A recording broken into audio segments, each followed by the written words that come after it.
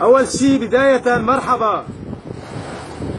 لأنه كلمة السلام عليكم تنقال للمسلمين، وأنا الحمد لله ما شفت هالشيء عنا أبدا، يعني ولا بأي شكل من الأشكال ما شفت شيء عند المسلمين من هالأخلاق أبدا. يعني ما بنسمع إلا فتاوى من مشايخ، وهي عادات المسلمين، وهي إنه قدوتنا سيدنا محمد، وكان هيك يعمل الرسول ويتشبهوا بالرسول.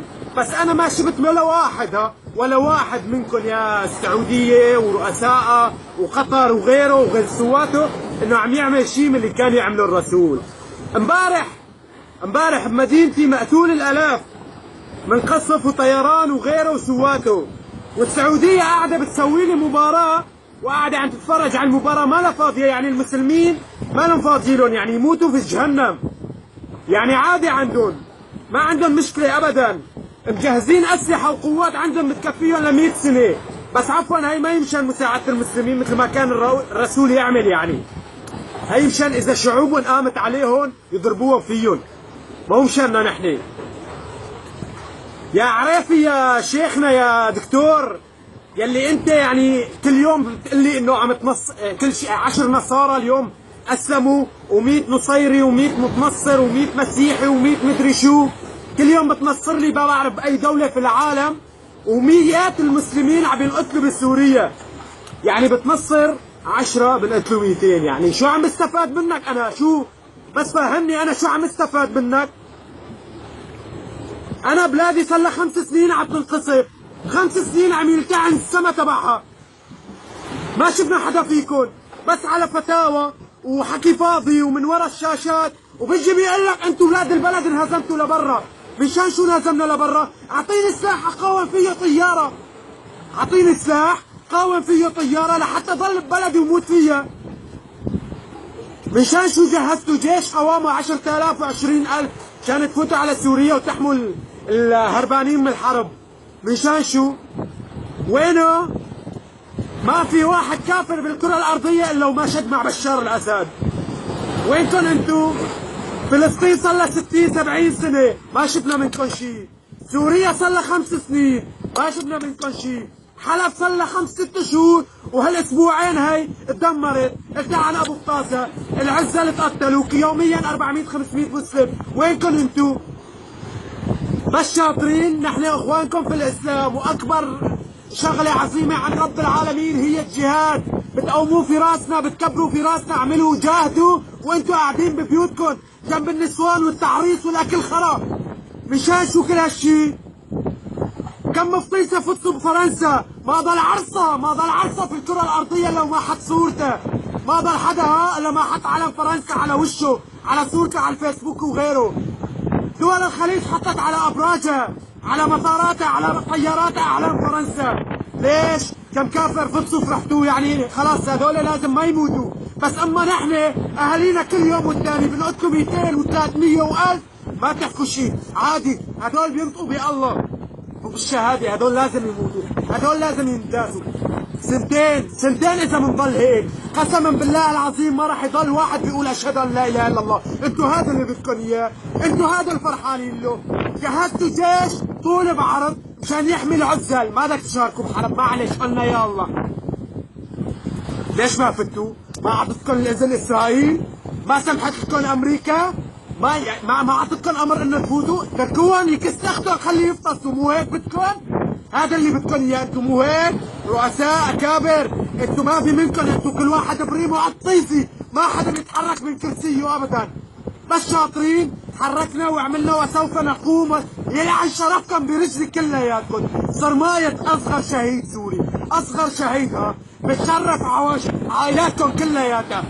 يا اهل الارض المكرمه، انتم يا ال سعود، يا رؤساء قطر والخليج، يا ملك الاردن، يا عرصه، يلي يا شعبك كل يوم والتاني بيحكي بس على البنات السوريه بالمخيمات يا كلب، وبدت مصاري لحتى شبعت لحتى تحافظ على اللاجئين.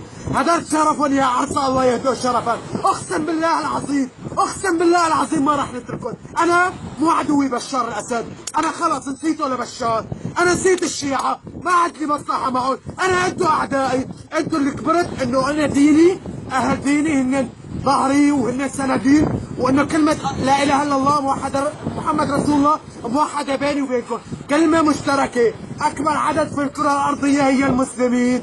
8 9 ملايين ما عرفتوا تحمونا. يلعن شرفكم بيجري، يلعن شرفكم. هجرتونا وبعتوا شرفنا وانتهكتوا عرضه وطلعتونا بلا لقمه خبز يا عرصان. وعلى شو؟ وبالاخر سوف نقوم. عملتوا طيران وتحالف دول عربيه لاجل الارهاب. منو خصفتوا؟ منو خصفتوا؟ خصفتوا الدوله الاسلاميه اللي عم تقطع رؤوس البشر، خصفتوها هاي. بس بشار اللي عم يخصفني كل يوم من 60 70 برميل وصواريخ والغام بحريه وجويه واللهويه، ما عرفتوا تضربوه هذا، ما عرفتوا تامنوا المنعزلين، ما عرفتوا تعالجوا هالعالم اللي بركم المخيمات اللي عم تموت من البرد، ما قلتوا لها لتركيا افتحي حدودك وفوتي 60 70 الف واقفين على الحدود رايحين يموتوا من البرد والجوع وصاروا يموتوا. ما عرفتوا تحكوا فيها هي ما عرفتوا تحكوا فيها ابدا.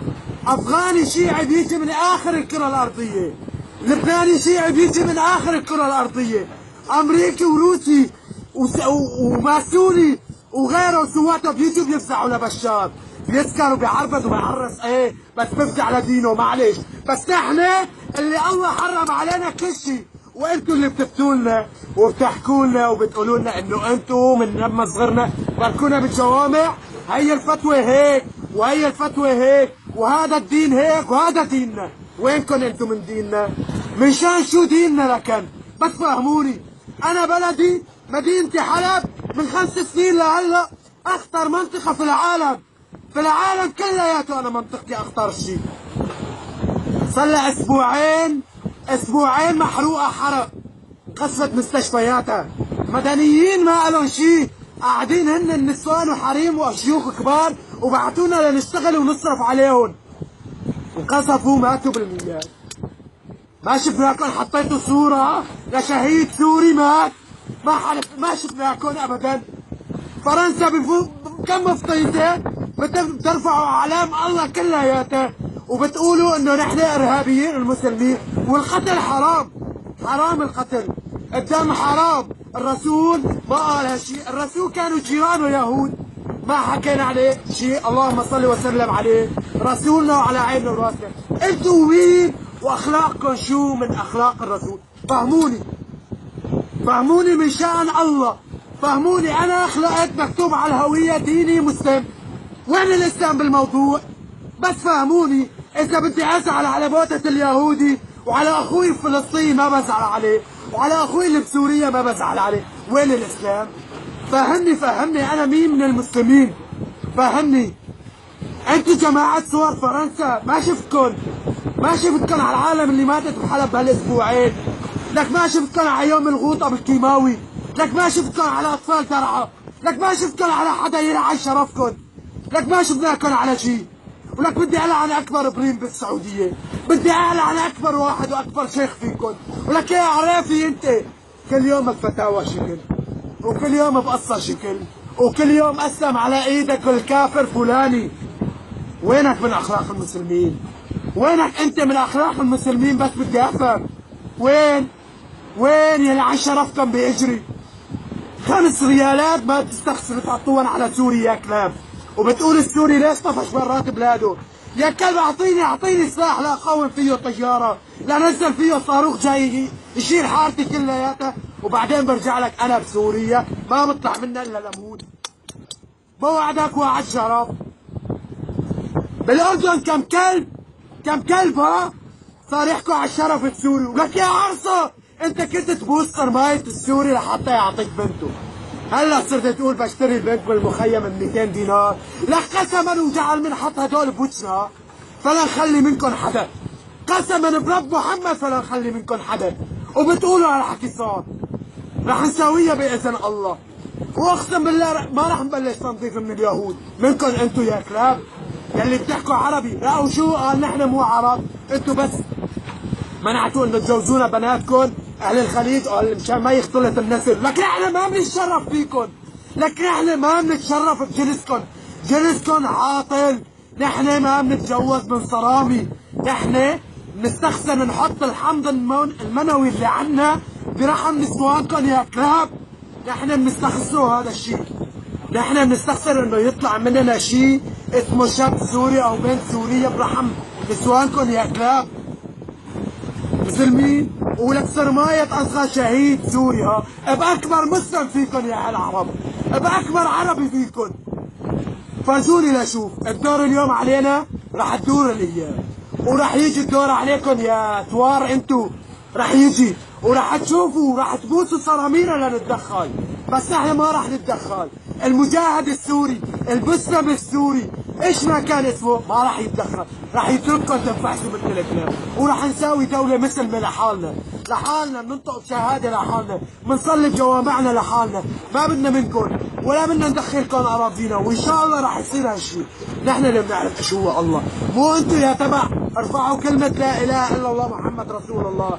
يا مشايخ قطر والسعودية وغيره والكويت وغيره، انتوا شاطرين تركبوا سيارة شبح، تاخذوا مصاري تبرك تاكل تنعلف بمنسف وتحط فيه اللحم وتعرضه على التلفزيون، ما بتعرف انه في عالم بالمخيمات ميتة من الجوع ما عم تحسر رغيف الخبز. هذا الشيء ما بتعرفه، وبتقلي انك بتعرف الله ولك يلعن